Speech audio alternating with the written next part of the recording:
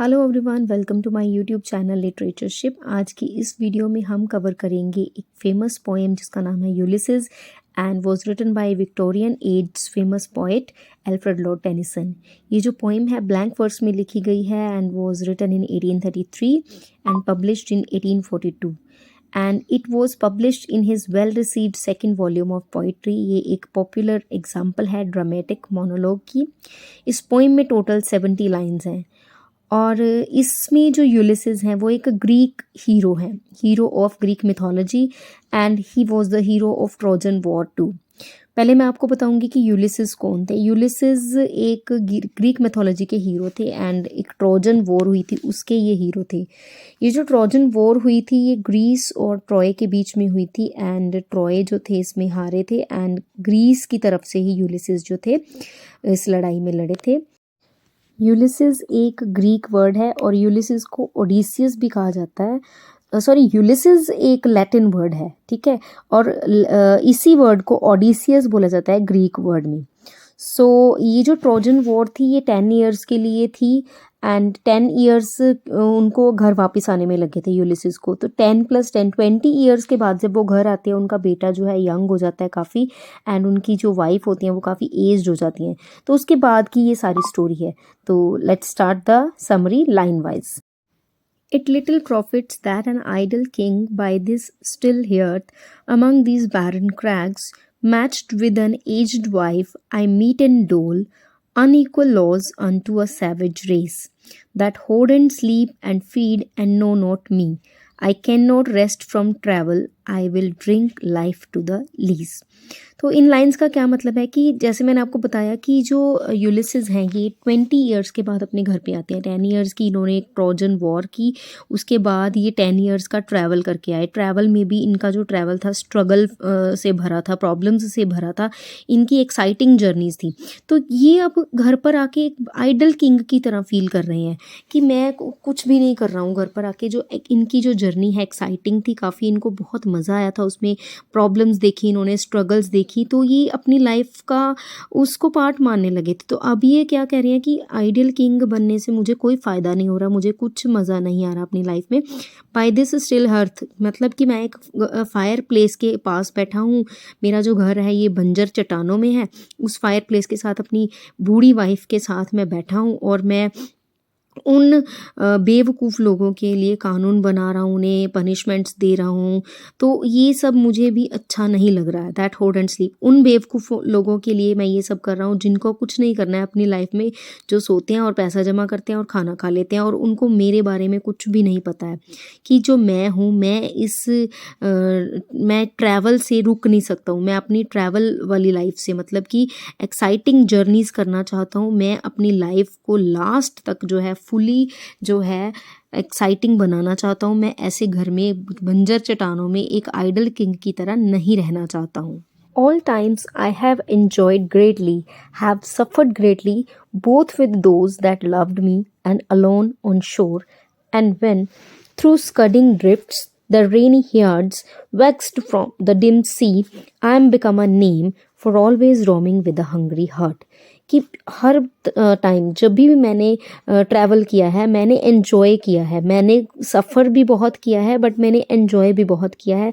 उनके साथ भी जो मुझे प्यार करते थे, जो मेरे साथ होते थे, और तभी भी मैंने एन्जॉय किया जब मैं अकेला था शोर पे। जब भी ऐसा टाइम होता था, कई बार समुद्र में बारिश होती थी जिस टाइम के में ट्रैवल करना जो था काफ़ी ज़्यादा मुश्किल हो जाता था, तो मैंने उन चीज़ों को भी, उन डिफ़िकल्टीज़ को भी प्यार किया, उन डिफ़िकल्टीज़ को एन्जॉय किया और अच्छे से जो है ट्रैवल को अपना अपना पूरा मतलब 100% एन्जॉय किया, ठीक है।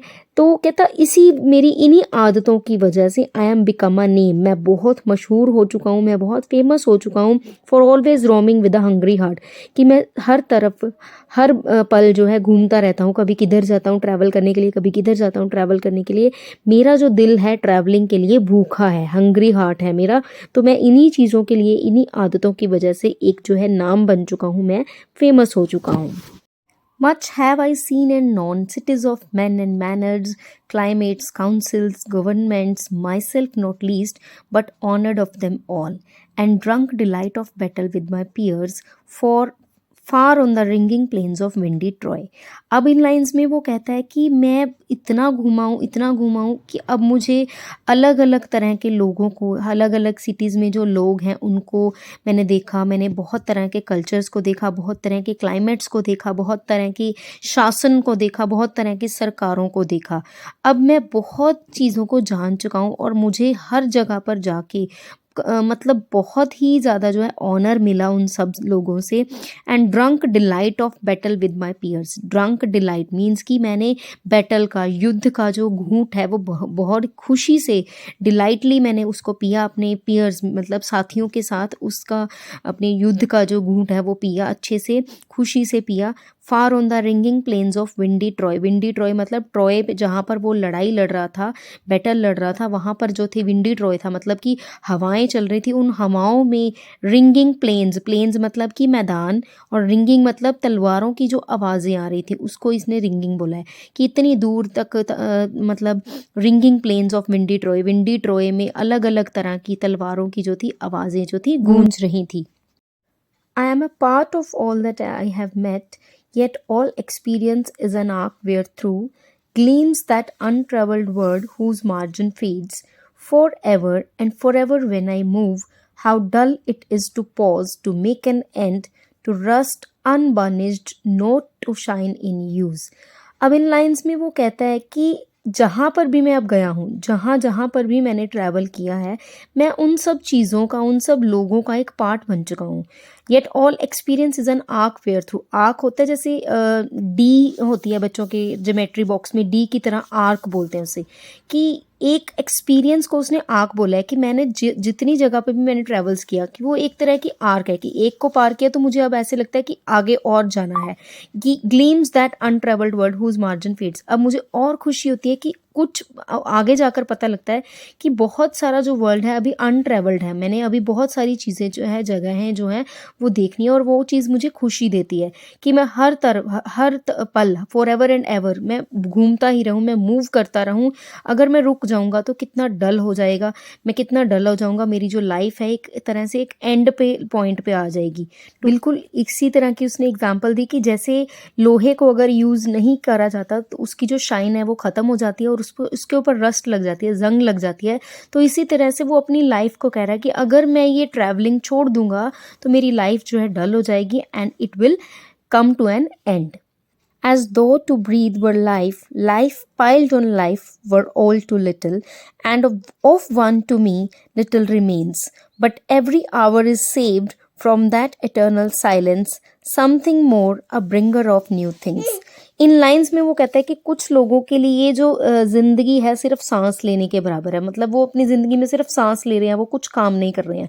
लाइफ पाइल्ड ऑन लाइफ, कि अगर जो लाइफ है, मुझे लाइफ के ऊपर लाइफ मिले, मतलब एक के बाद एक ज़िंदगी अगर मुझे मिले तो मेरे लिए वो भी बहुत छोटी होगी। क्योंकि जो अब वो कह रहा है कि end of one to me, जो अब मुझे एक मिली है वो भी थोड़ी सी रह गई है, लिटिल रिमेन्स। मतलब कि अब जो यूलिसिस है बूढ़ा हो चुका है। अब वो कह रहा है कि मैं अपना एक एक घंटा जो है बचाऊंगा फ्रॉम दैट एटर्नल साइलेंस, कि उससे पहले कि मुझे मौत मिल जाए। एटर्नल साइलेंस मीन्स मौत की, डेथ से पहले जो भी मेरे पास टाइम बचा है वो बहुत कम है। मैं एक एक घंटा बचाकर उसको जो है यूटिलाइज करना चाहता हूँ। Something more, a bringer of new things, कि मैं कुछ नया नया जो है ट्रैवल करना चाहता हूँ, नई नई जगहों पर जो है जाना चाहता हूँ।